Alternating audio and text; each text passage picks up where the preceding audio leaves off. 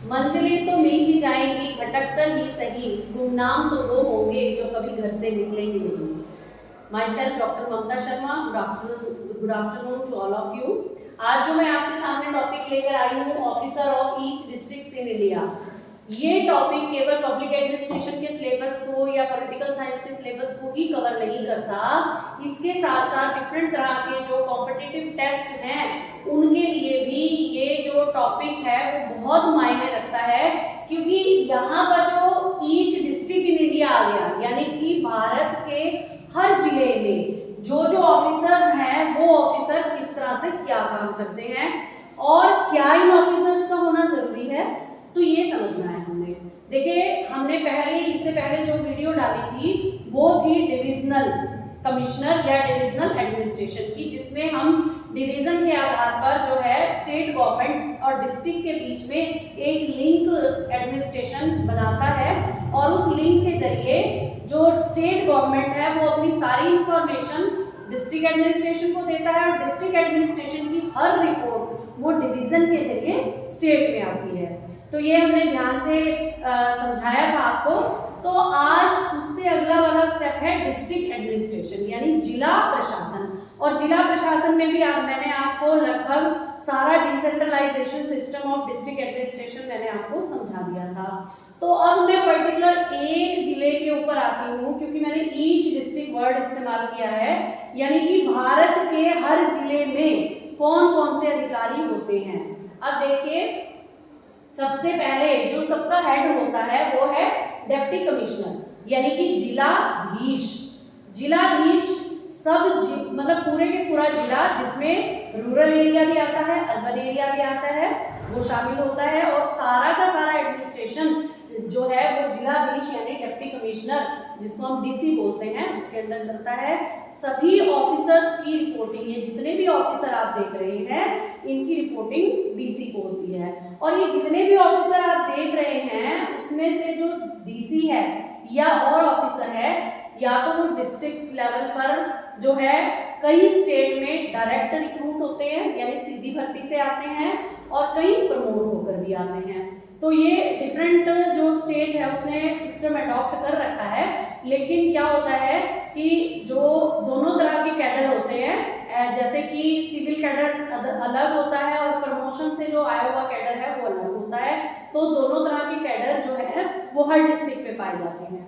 तो अब ये डिप्टी कमिश्नर के जो कमिश्नर के अंतर्गत आता है एसपी, जिसको हम बोलते हैं पुलिस सुपरिटेंडेंट, पुलिस अधीक्षक। अब हालांकि ये दोनों एक ही कैडर के हैं, क्योंकि इनका जो पेपर है वो ऑल इंडिया सर्विसेज यूपीएससी के थ्रू ही होता है। तो उसमें जो अलग अलग जो है कट लिस्ट के आधार पर ले लीजिए या कैडर के आधार पर ले लीजिए, मार्क्स के आधार पर लीजिए, कि फर्स्ट लेवल के जो अधिकारी होते हैं वो आईएएस के लिए भर्ती होते हैं, और उसके बाद एसपी यानी आईपीएस के लिए होते हैं। तो आईपीएस ऑफिसर जो डीसी है वो आईएएस ऑफिसर होता है, और जो एसपी है वो आईपीएस होता है, इंडियन पुलिस सर्विसेज। ये इसने पेपर क्लियर कर रखा होता है। तो ये पुलिस अधीक्षक, ये पूरे के पूरे जिले की जो है पुलिस इसके अंतर्गत काम करती है। फिर है डिप्टी कलेक्टर और रेवेन्यू ऑफिसर।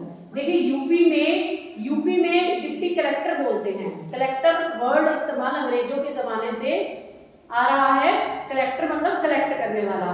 तो ये रेवेन्यू ऑफिसर का मतलब क्या है, रेवेन्यू को यानी राजस्व को कलेक्ट करने वाला, तो ये राजस्व अधिकारी होगा।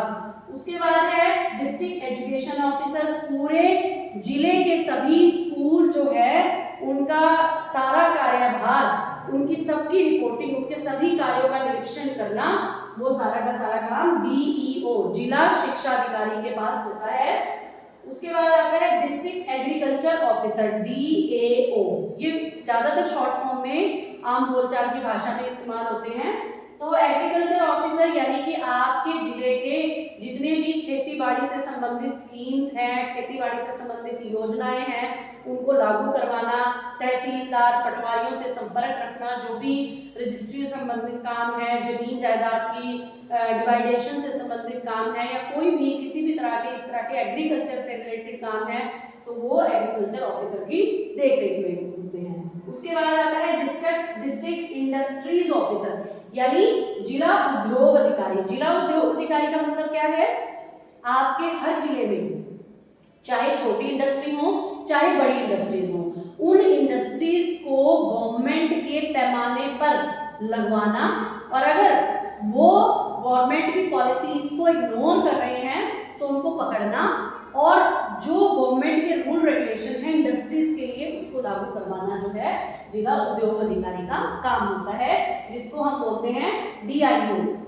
नेक्स्ट इज एग्जीक्यूटिव इंजीनियर, यानी कि आपके एरिया में जितने भी, आपके जिले में जितने भी निर्माणकारी काम होने हैं तो वो एग्जीक्यूटिव इंजीनियर का जो है ओहदा जो है उसके लिए होता है कि जितने भी उस एरिया में SC होते हैं, JE होते हैं, या इस लेवल के इंजीनियरिंग का जो काम कर रहे हैं उस लेवल के सभी कर्मचारी इनके अंदर आते हैं, और निर्माणकारी कार्यों से रिलेटेड जितने भी टेक्निकल काम होते हैं वो सारे के सारे इंजीनियरिंग एग्जीक्यूटिव इंजीनियर के अंतर्गत आते हैं। उसके बाद है chief medical and health officer, जिसको हम CMO भी बोलते हैं।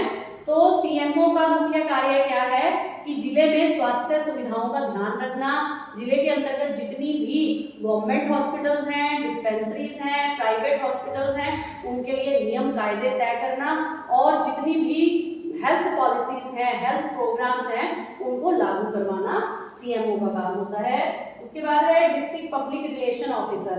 अब आपके जिले में जो भी कोई सूचना दूसरे जिले को देनी है, कोई सूचना किसी और अन्य जगह प्रोवाइड करवानी है, कोई सूचना किसी गवर्नमेंट डिपार्टमेंट से लेके दूसरे गवर्नमेंट डिपार्टमेंट को देनी है, या कोई भी सूचना डिवीजन ऑफिसर या डिविजनल ऑफिसर के पास भेजनी है, तो ये सारा का सारा काम DPRO, इसकी शॉर्ट फॉर्म है DPRO यानी डिस्ट्रिक्ट पब्लिक रिलेशन ऑफिसर, ये इसकी जिम्मेदारी होती है। तो ये सारा का सारा जो ऑफिसर रैंक जो है ये सारा एडमिनिस्ट्रेशन के अंतर्गत आता है, हर डिस्ट्रिक्ट में आता है, तो आपको ये समझना बहुत ज़्यादा जरूरी है।